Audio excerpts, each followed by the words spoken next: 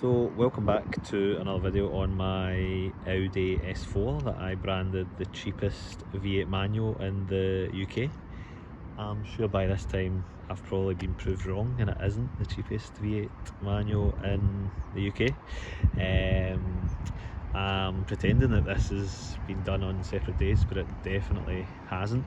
I've just stopped the video and started another one to focus on some of the negatives about the car and why I got it as cheap as I got it, which I think most of you with eyes will be able to spot. So first and foremost, I'll reiterate, I got this car for £1,800 locally by being very old school and leaving a note on it. When I spotted the owner had purchased a newer shape S4, and he contacted me and we agreed a price of £1,800 and it was mine. So if you haven't watched the video on all the good points about it or me branding it the cheapest V8 manual in the UK, please go and watch that. This video is more focusing on the reasoning that I got it for £1,800.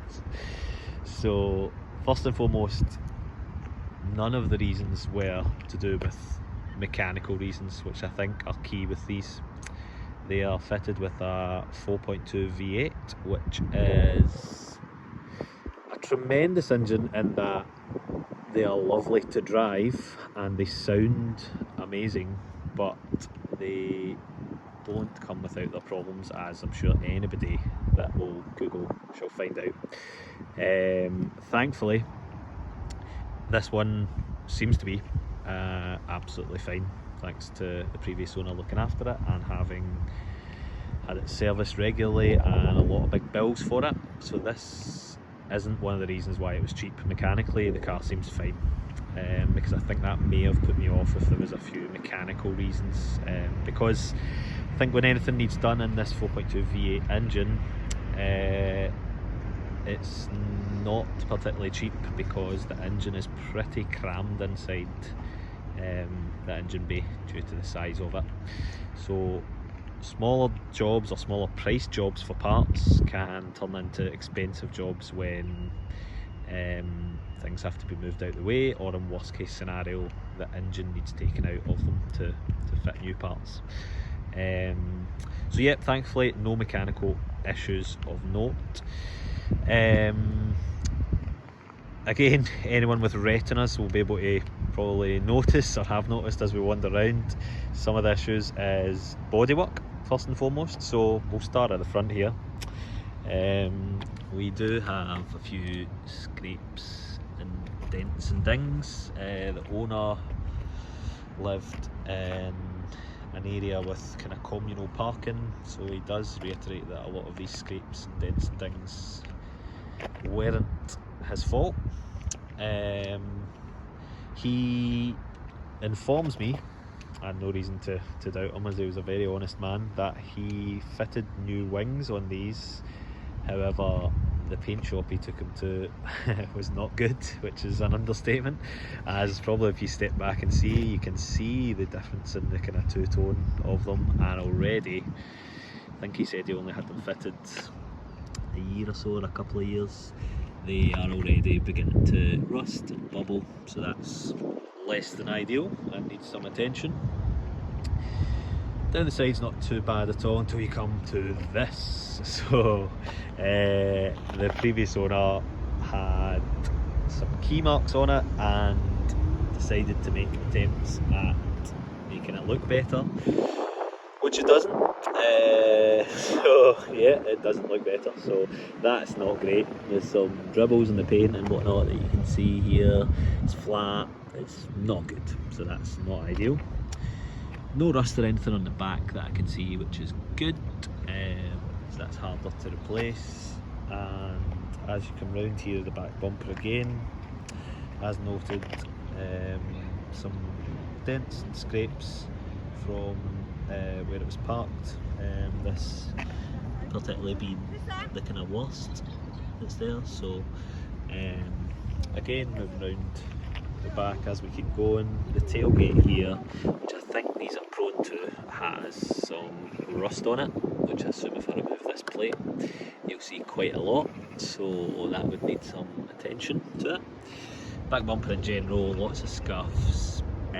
While we're around here, parking sensors, there is, I believe, I may do another video on that, how to check them, but I believe from my ear there is 2 parking sensors out of the back and 1 out of the front. This is a fairly high spec car, I would say, in the fact that it's got front and back parking sensors for a 2004 car. But 2 out at the back and 1 at the front, I think. I may do another video showing you how to check that, although probably most people know. This side's back quarter's not bad, and down the side isn't hideous at all until we come to the wing again, which you can see is slightly different colour, but slightly better than the driver's side wing, but not amazing. So yeah, paintwork is a biggie, parking sensors is a biggie. That is the main reason why I maybe got the car a little bit cheaper. Seats really need a good valet, but I genuinely, not just saying this, they do look worse in this video than what they do in front of my eye, although that might be to do with my eyesight. But they're not bad, but could do with a valet, but they're not ripped, just grubby. Next thing as to why I maybe got this car cheap, not a big deal, but the passenger side window regulator doesn't work, so the previous owner taped this up so that you don't make any brash mistakes in hitting that, and he also taped this side up so now your passengers do any mistakes. I think he did inform me that it does gradually go down but makes a hideous noise, and didn't want to take the risk of it not going back up.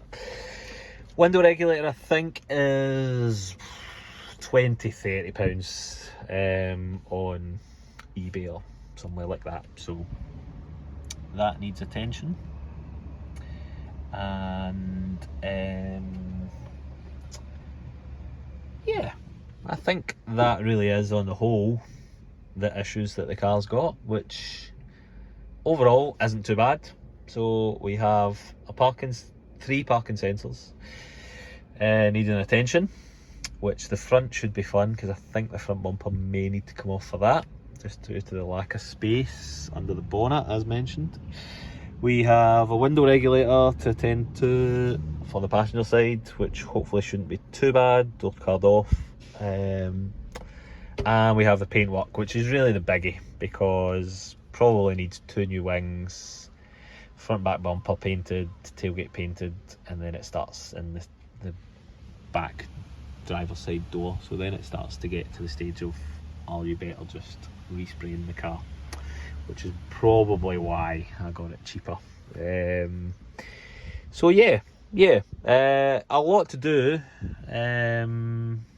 Well, actually no, it's probably lies, not a lot to do, and probably not a lot that I will be doing. The paintwork isn't something that I would attempt, so yeah, if I'm going to keep the car and make it nice and tidy, which it probably deserves as it runs perfectly, no horrible rattles or anything from it that these are prone to. The gear change is absolutely exceptional in it.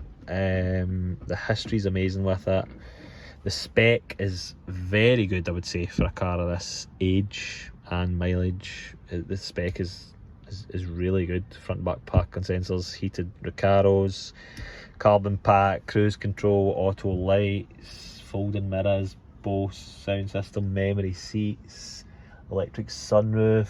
I mean, it was pretty well spec'd for a 2004 Audi, so it deserves a bit of love, I think. So yeah, that's why I got the car for £1,800. Realistically, with the paintwork, you're probably looking at that again easily to make it very nice condition. So yeah, but I think worth it. Thank you very much for watching. Please like and subscribe, have a look at the other videos that I've done. As I always mention, I quite like the weird and wonderful cars and big engines and something a bit different and quirky. So subscribe if you like that sort of thing, and yeah, I'll be back soon hopefully. Take care, cheers.